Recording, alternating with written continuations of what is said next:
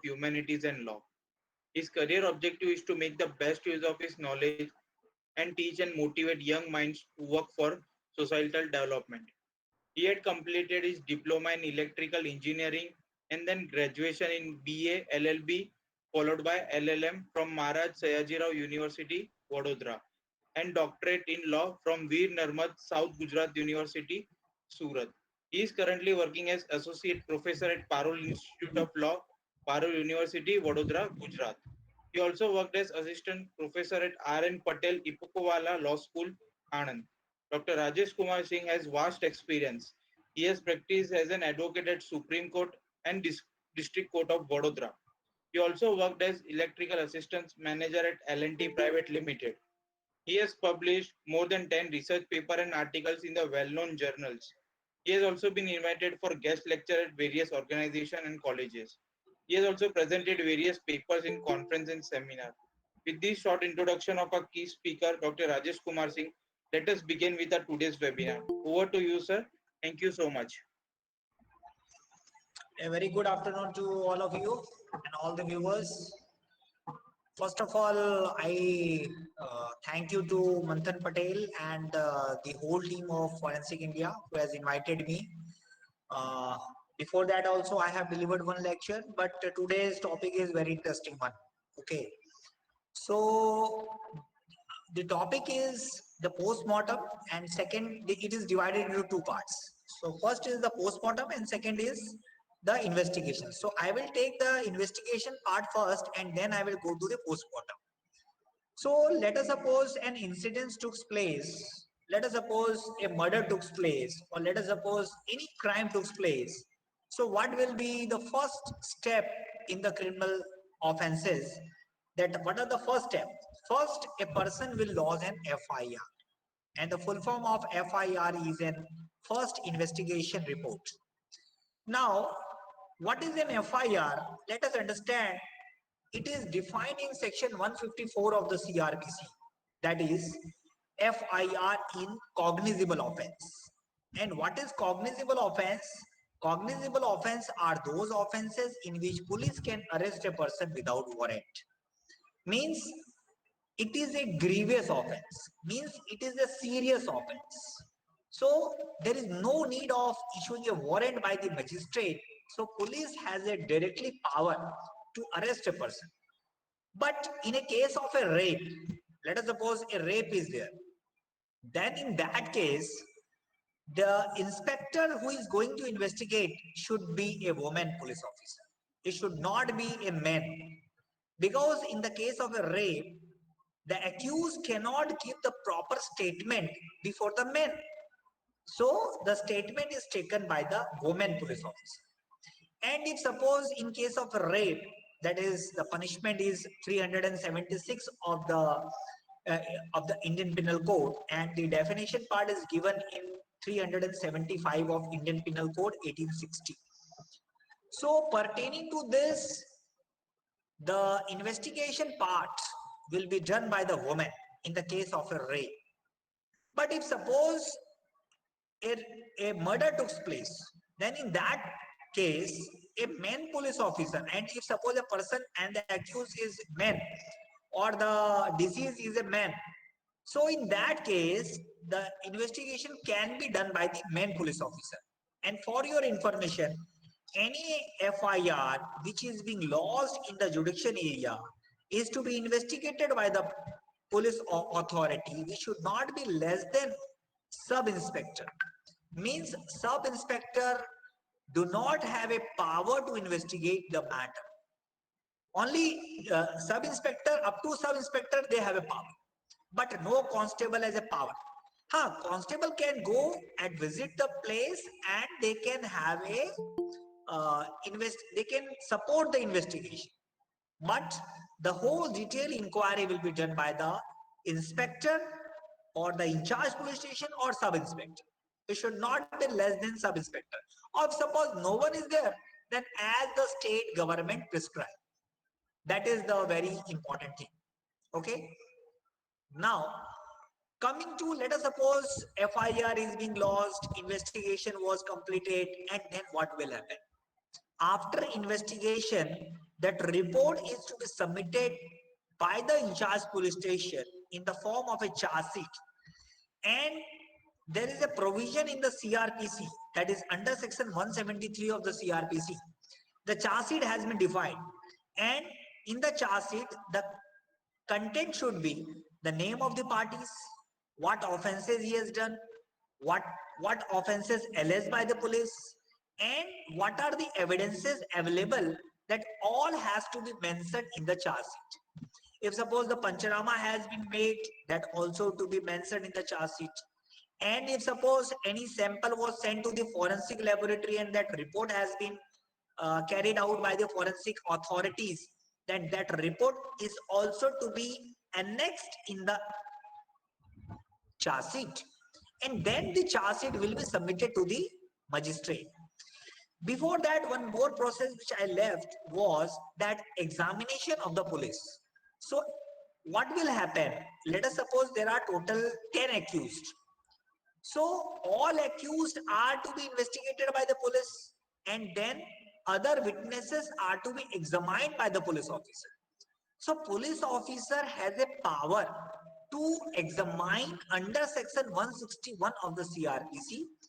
That what he will do, he will ask, okay, on that day what had happened, okay, what was the significance, what was the problem, all thing has to be asked by the police officer.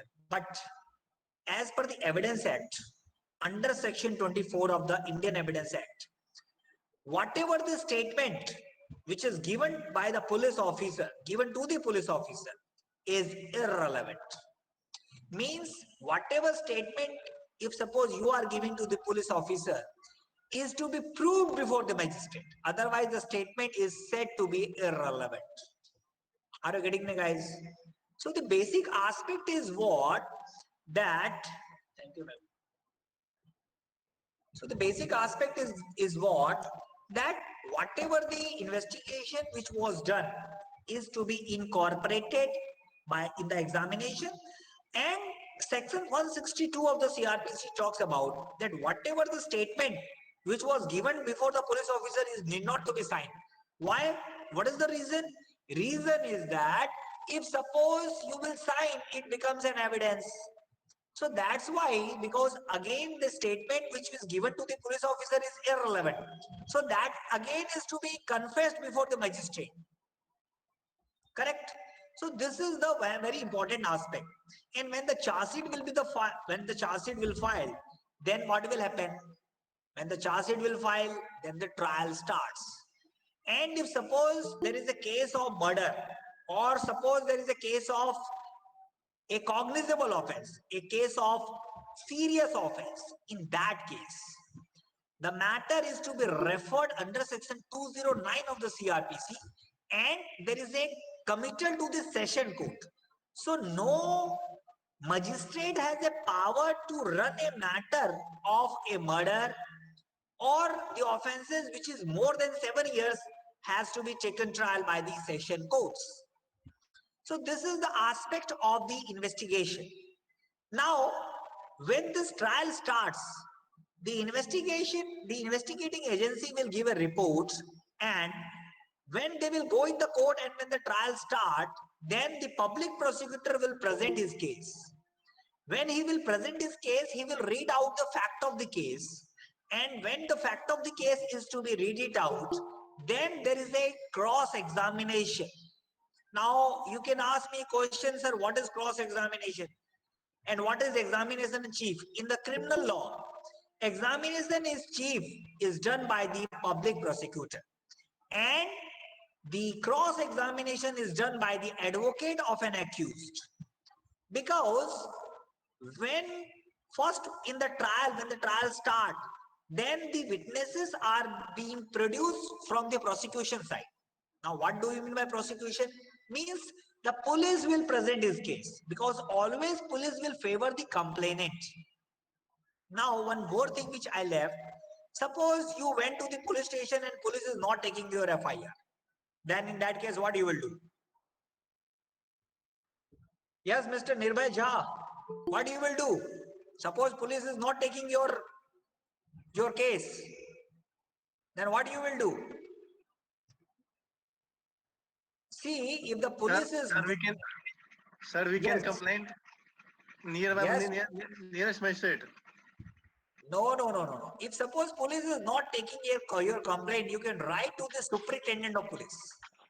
First, you have to approach the police of that jurisdiction area, and after that, then you can submit that.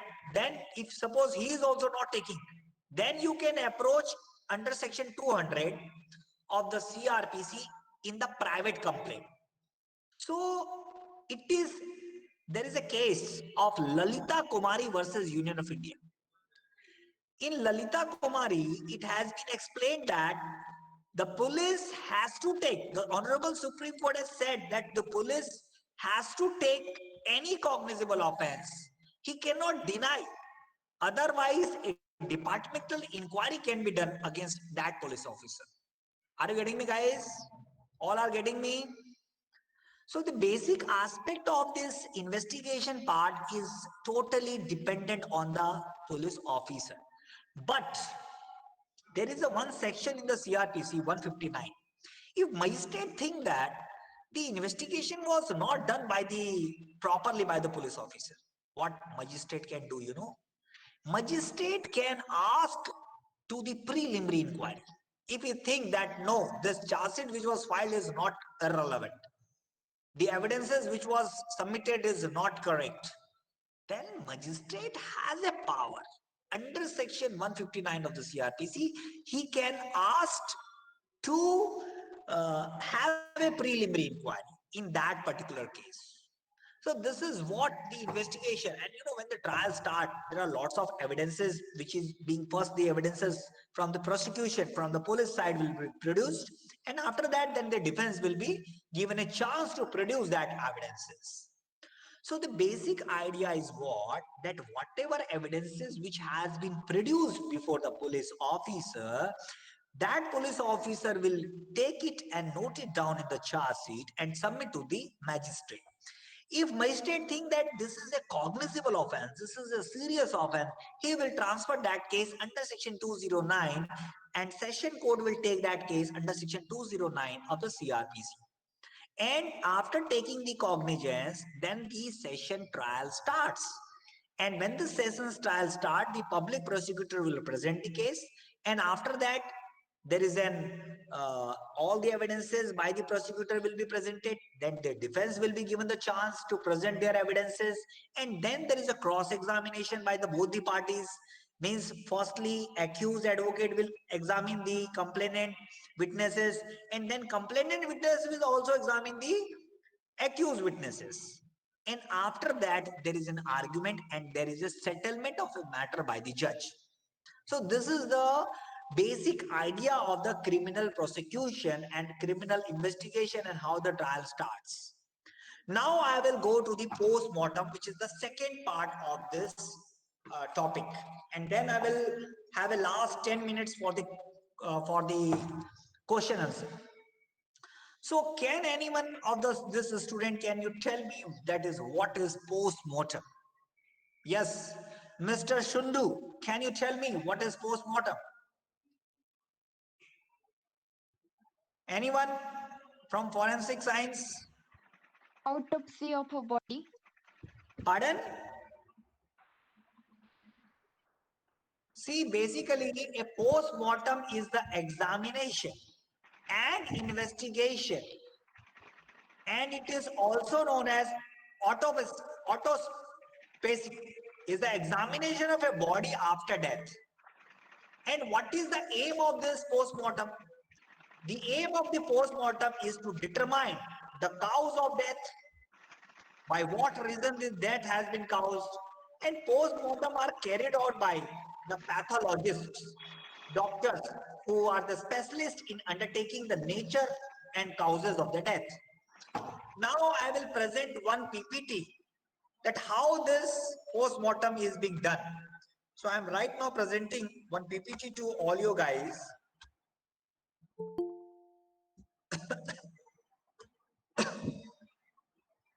Just a minute.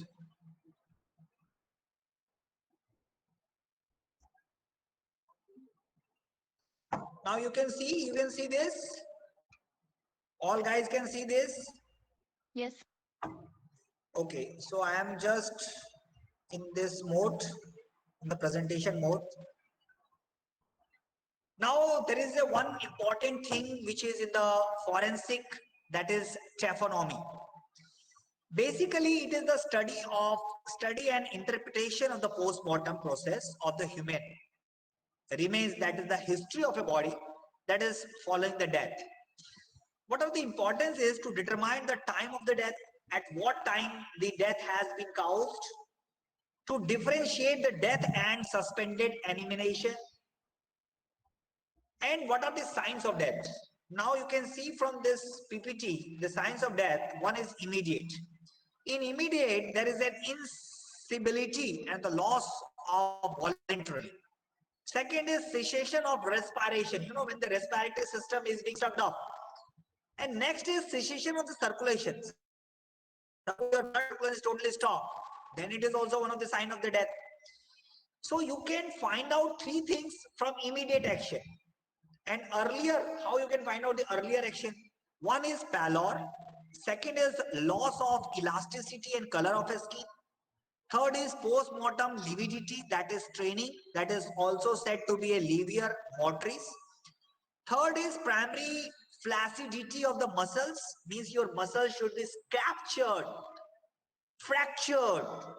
Then cooling of the body, that is algor mortis, loss of the corneal reflex, opacity of the cornea, flaccidity of the eyeball, pulmonary dilatation, and in the late, after that, what you can do, that is putrefaction, mummification, and adipocere, formation and skeletonization. So these are the methods in which you can find the signs of the death. In the immediate cessation of the brain function, suppose your brain function has been stopped, insensibility and the loss of the voluntary powers. In the respiratory system, absence for more than 3 minutes. And in the cessation of the circulations, absence of the heartbeat for 5 minutes, examined in the silence. In the earlier parts, you can see from this, it is the post-mortem lividity, that is the staining, hypostatics, liver motrice, and sugilications, viblices. You can see this portion A, B. This is the liver motrice. You can see from A, and this is the C. Now, what is liver motrice? It is the bluish, purple, pearlish, red discoloration of the skin of the dependent part of the body. The mechanism is the cessation of the circulation and the relaxation of the muscular tone of the vascular bed allows the simple fluid movement to occur within the blood vessels. Postmortem hypothesis or the postmortem lividity are the terms used to describe the visual manifestation of this phenomenon. There is also filling of the dependent blood vessels, the passive setting of the red blood cells in the toneless capillary of RETE, mucosum under the influence of gravity of the lowest area of the body in the forensic interest. There are certain exceptions. Hypothesis is not always been seen in the body. It may be absent in the young and the old and clinically anemic, or in those who have died from the severe blood loss and dark skin colors. Now, you know, if a person has a very dark skin, means there is some problem. Then time of the appearance. Appearance is small patches, 1 to 2 centimeter in the diameter. Time is 1 to 2 hours in the plethorics, 1 to 4 hours in anemics. And it is well marked for 4 to 6 hours. Fixation is 6 to 8 hours. So it depends upon the various marks.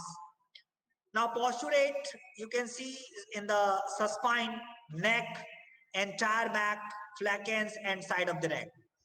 You know, when the post-mortem start, they will first start from the near about the space. They are start the cutting from the ear. So first they will cut from the ear side, that is said to be a Manstein press, and there is a supravital damages, and there is a open of the skull cap. So last, and then after when they will cut, they will open the skull cap. Then they will remove the dura inside it. Then they will remove the brain also. And after that, there will be a fermentation process, and there is a forum magnum. Then then they will cut the spindle cord in the body. When they will remove the frontium, then they will cut the spindle cord. Then they will cut after spindle cord. They will take out the whole brain, and after that, and when the, when the brain will be taken out, it will be very soft in the hand. When you take in the hand, it will be very soft. Then they will open, then after that they will open, starting to open the abdomen. So in this posture, you can find in this slide that there is a neck, entire back, flanker, side of the neck. In the prone side, loose connective tissues in the front, color is intense, tradeous spots are common, combination of the nasal bleeding.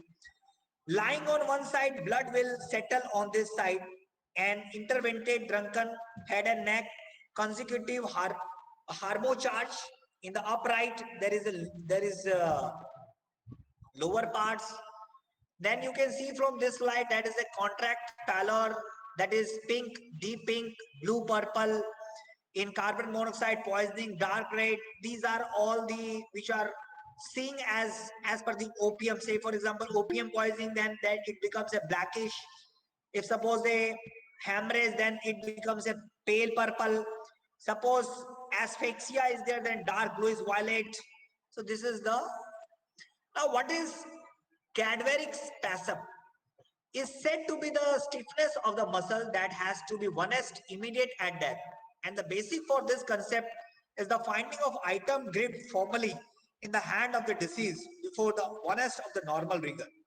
Most cases are said to be related to the individuals who are at the high level of emotional or physical stress immediately before the death.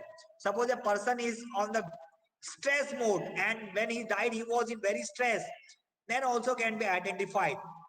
The report related to the battlefield casualties, but there are many reports of individuals recovered by the rivers and weeds of the twigs, grasped firmly in their hands, or the finger of the suicide, shooting found tightly gripping the trigger. Now, what is rigor mortis? Rigor mortis is the simplest a temperature dependent physiochemical change that occurs within the muscle cell as a result of lack of oxygen. So if suppose a person was at the time of the death, he has a very in severe of lackness of oxygen, then rigorous mortis can be seen like this, that they will have a temperature and dependent cyclochemical change in the mechanism due to some secondary anoxious process owing to lack of oxygen. Lactic acid is produced and cell cytoplasm becomes increasingly acid. In this phase, a low ATP and high acidity, the actin and myosin fiber bind together and form a gel. The outward result of these complex cellular metabolic changes is that the muscular becomes stiff. However, they do not shorten unless they are under tension. It is best to test the rigor across the joint using very gentle pressure from the aim to detect the presence of the stiffness and to break it. Now you can see start in the small muscle around eye and in the mouth. You can see from this figure, jaw finger. Estimate time of the death in phase 1 to 4 hours, limbs 4 to 6 hours, increase in strength for next 6 to 12 hours, decomposition starts, secondary flaccidity from 24 to 50 hours, body feels warm and flaccid less than 3 hours. Body feels warm and stiff 3 to 8 hours. Body feels cold and stiff 8 to 36 hours. So condition altering, that is the age, nature of death, muscular state and atmospheric conditions are to be captured. Molecular mechanism of the contradiction in the rigor mortis, you can see that thick filament, that is myosin filament, thin filament, that is actin filament. This is the jet disc, relaxation and contractions. Now, algor mortis, that is cooling of the body. if I will go to this definition part, falling down of the body temperature after death. In the mechanism by the conduction, convection, and radiation. First 1 to 3 hours rate to slow in case of outer core. Inner core temperature may arise due to glycogenous, even 2.6 degree Fahrenheit up to 70 kg. Next 6 to 9 hours rate is rapid flow through the core layer established, and thus cooling in the inner core become rapid. Then by 15 to 20 hours, body temperature approaches the surrounding factors, mass of the body, mass surface area, body temperature at the time of the death, site of reading of the body temperature, posture of the body, clothing, obesity, emaciation, environmental temperature, all is to be recorded. Postmortem caloricity, heat stroke, lightning, electrocution, burn, pontine, hemorrhage, aspera, these are all the symptoms. And in the decomposition, in the stage of the dissolution of a body, you can see from this figure, tissues resulting in breaking down of the organic complex body, constituents in the simpler inorganic ones, it is the sure sign of the death. It will give idea of the time since death. In autolysis, self-diagnosis of the tissues, putrefaction, the final stage of the disintegration of the soft tissue by the action of microorganisms, both that is aerobic and anaerobic. Bacteria response for the putrefaction. So these are the Clostridium purification, Bacillus, then Staphylococcus. These are all. Now this is the stage of purification, that is color changes. Green discoloration of the skin, elagflosis due to the sulfonate, that is HB formation, marbling of skin, that is seen within 24 to 36 hours, development of foul smelling gases S2S, SO2, CO, CO2, NH3, PH4, effect of the putrefacitive gases, PM blister, shifting of PM staining, expulsion of the stomach, contents through mouth and nostrils, evacuation of the urine and feces, PM uterine prolapse. Now next is appearance of maggotes, separation of soft parts, stages of the collective necrosis, first decomposed organ, that is muscular member. So first they will remove that muscular parts. Last decomposition organ, that is virgin, non-graped uterus. And then this is the skeleton. You can see the skeletalization. The speed of skeletalization will depend upon many factors: ambient temperature, insect colonization of the body, scavenging activity, and it will occur much more quickly in the body of the surface of the ground than in one that is buried. Generally speaking, it is in a formally buried body, the soft tissue will be absent by the 2 years. Mummification, this is very important. A body laying in the dry condition, either in a climatic or in microenvironment, may desiccate instead of the putrefy, a process known as mummification. Morophora garibi, that is mummified tissues, is dry and leathery and often brown in the color. It is most commonly seen in the warm or hot environment such as desert and led to the spontaneous mummification. Micro movement necessary for the mummification may exist anywhere, and mummification of the newborn infants whose bodies are placed in the cool dry environment. Example, blue floorboards you can see from this is common, but adults may also be mummified if they lie in the dry places, preferably with the draughts. So these are the basic things, and one the important thing is that when they will start, just a minute. When they will start this, and just stop sharing.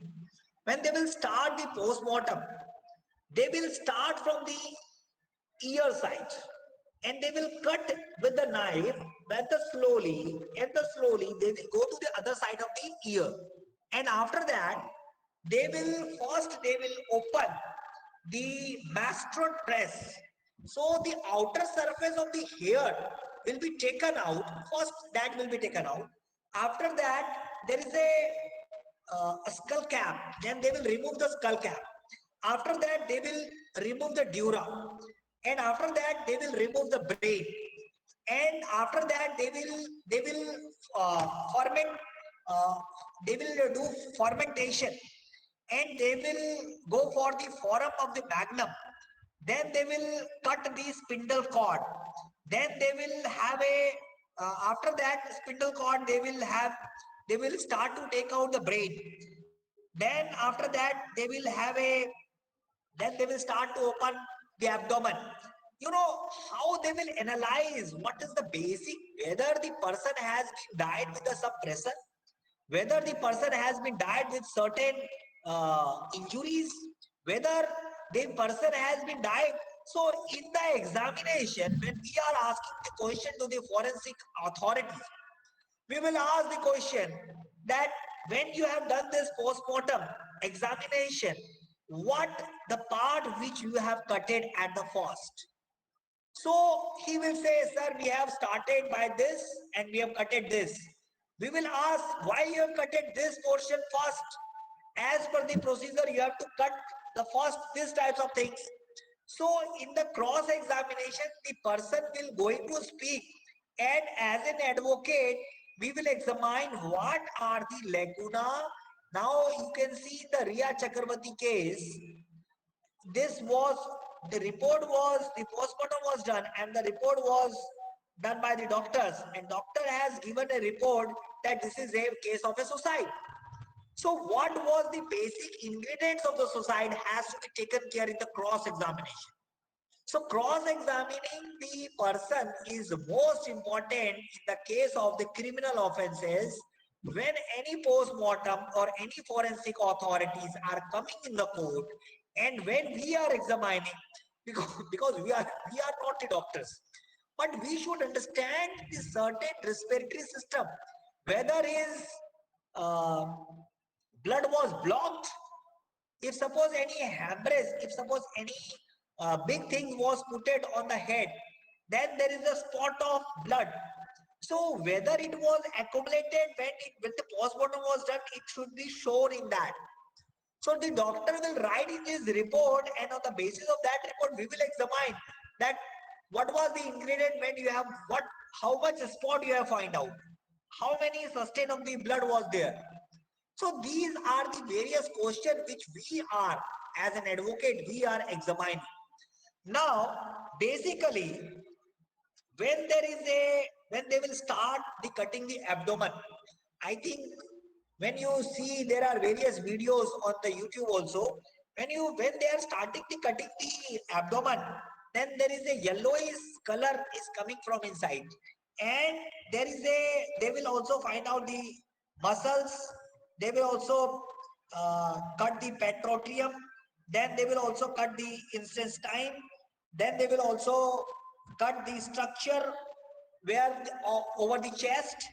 And after that, all after cutting out and taking out these all muscles and all, then the report of the doctor will be analyzed in a process of the postmortem report. The postmortem report which is verified, we as an advocate in the court, they will conduct the examination. That when they have done this examination, if suppose there is a force, now if a person has done a suicide, so how much pressure was generated on the neck is to be examined by the doctors. So what was the pressure at that point of time will be examined. Because see, I am not the doctor, but I know the process and how they have to give the report. If suppose he is hiding certain report, we will ask that why, what was the problem, what was the significance, and we will correlate with the medical jurisprudence. And then we will analyze that what was the correct question we have to ask to the forensic authorities. Are you getting me, guys? Now, in the investigation also, the police has to take care in the charge sheet that whether the post-mortem report which has been incorporated by the forensic authorities, by the forensic department, or by the other authorities which are incorporated in the post-mortem, has to give their report in a very correct manner. Mr. Somraj, are you listening me? So Mr. Somraj, there is I think you are in the factory and you can also find if suppose any incident took place in the suppose a person was died from a height. He was working in the crane and he fall down. In the spot there is a head injury. So what at what point of skull it has been, how much skull gravity has been taken out, how much inside it has been taken out, the depth of the skill has to be examined by the doctors. So doctor in his report he is following that there is a suppose a rod was hit. So he will say in the examination that how much depth was there. So while doing the post-mortem, the depth of the rod was to be identified. Mr. Manthan Patel, are you getting me? Mr. Manthan. Yes, sir. So basically idea is what? See, I am not the forensic authorities, but I know the process and what question I have to ask. Suppose he has given a wrong report, I will ask, okay, when you have started the post-mortem, can you just tell me what portion you have cutted first? If suppose he will say lie in the court, I will say to the magistrate or I will say to the court that my lord, please note this point that instead of cutting this portion, he has cutted this portion. Are you getting me, Mr. Manthan Patel? Yes, sir. So basic idea is what I think you have also done from the forensic science, but the medical jurisprudence is the various important question which we generate in the courts. If suppose a person has a B positive report and he is mentioning any other negative in the while examining the doctors also we will capture that why this sample was not sent to the two lab authorities. Why it has been sent? Suppose the doctors have sent the sample of the blood to one authorities. We can ask, and we will produce this statement on record to the honorable session court or the magistrate courts. Are you getting me? So now, as per this, I have just elaborated in very short that how this examination is being done. And one important thing is that when this total examination will be done, then we will ask the question to the accused for the further statement. We will ask that whether you are willing that you have done this mistake. He will say no. Why? Because he want to protect himself. Then in the further statement in 313 of the CRPC, we will mention that, my lord, he is still denying. And in the evidence, as per the prosecution is concerned, my lord, he has committed this crime, which is proved by the report of the forensic authorities or by in the post-mortem. We can produce the things as an evidence in the court and in the eye of the law. Are you getting me? Are you getting me, Mr. Vivek? So now it is a time that you can ask me certain question that if you are finding that what type of questions you can put, and suppose you are the forensic authorities, what question I can put on which circumstances you can ask me any question on this. Yes, now this is the time you can ask any question to me. Mr. Sundu.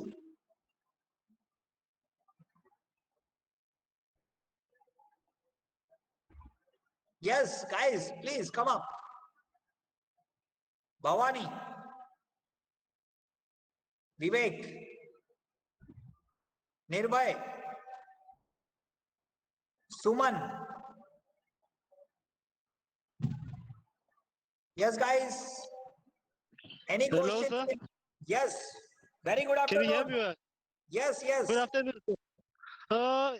In cases where, for us lawyers, it tends to be difficult to cross-examine the expert evidence, the expert witnesses, because we don't Yes. know the field that they are.